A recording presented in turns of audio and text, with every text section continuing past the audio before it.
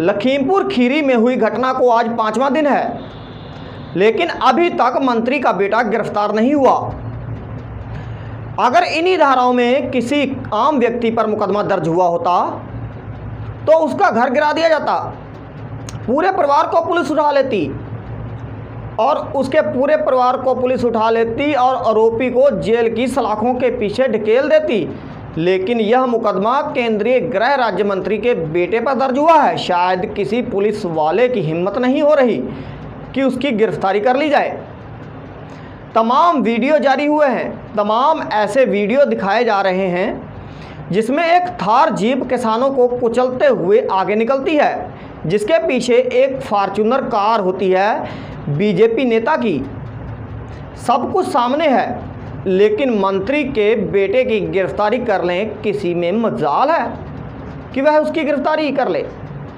अगर गिरफ्तारी हो रही है तो प्रियंका गांधी वाड्रा की, अगर किसी को हिरासत में लिया जा रहा है तो अखिलेश यादव को, किसी को एयरपोर्ट में हिरासत में लिया जा रहा है तो किसी को गाड़ी में, तो किसी को घर के अंदर।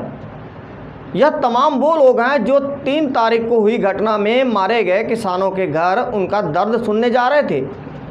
पुलिस के ऐसे तमाम लोगों को गिरफ्तार कर रही है जो लोग लखीमपुर खीरी में जा रहे थे।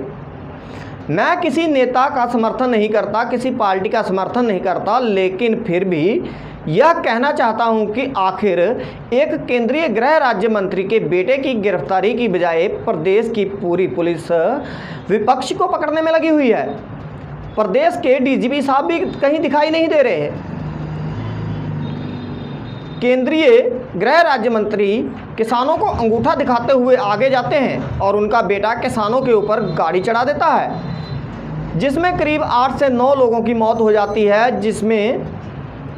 लेकिन पुलिस और मीडिया मंत्री के बेटे को बचाने में लगी हुई है। हमारा भारत देश एक लोकतांत्रिक देश है, लेकिन बीजेपी के सामने कोई काले झंडे दिखाए, आपकी क्या मजाल है? आपको रौंद दिया जाएगा, क्योंकि आप काले झंडे किसी ऐरा गैरा मंत्री को नहीं दिखाई दे रहे। आपने काले झंडे जो दिखाए हैं वह केंद्रीय गृह राज्य मंत्री को दिखाए हैं, जिसके हाथ में पूरे देश की फोर्स है। तो उसका बेटा आपके ऊपर गाड़ी तो चढ़ा ही देगा। यूपी में यह कैसा रामराज स्थापित हो रहा है? शायद इस रामराज में आंदोलन करने की सज़ा मौत है। तमाम वीडियो में साफ दिखाई देता है कि किस तरीके से एक थार जीप किसानों को कुचलते हुए आगे बढ़ती है,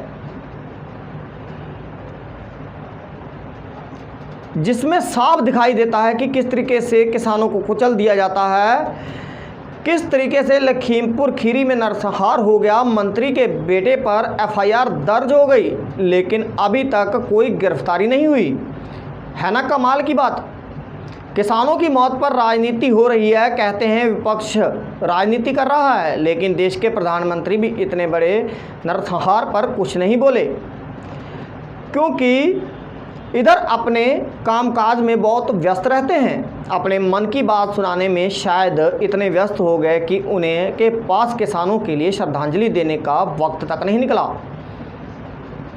क्योंकि यह सब कांड उन्हीं के मंत्री के बेटे द्वारा हुआ है। इसीलिए शायद वह चुप हैं। सत्ता भी शायद इसीलिए चुप है क्योंकि पक्ष इसमें राजनीति कर रहा है और मंत्री के बेटे द्वारा यह नरसंहार हुआ है। इसलिए कोई लखीमपुर ना पहुंच जाए, कोई सुर्खियां ना बटोर ले, इसलिए तमाम पुलिस उनको पकड़ने में लगी हुई है। लेकिन जो थार जीप से नीचे कुचले हुए किसान हैं, कुचल गए किसान, जो किसान शहीद हो गए, उनके हत्यारों को पुलिस अभी तक पकड़ नहीं पाई है। ना कमाल का लोकतांत्रिक देश।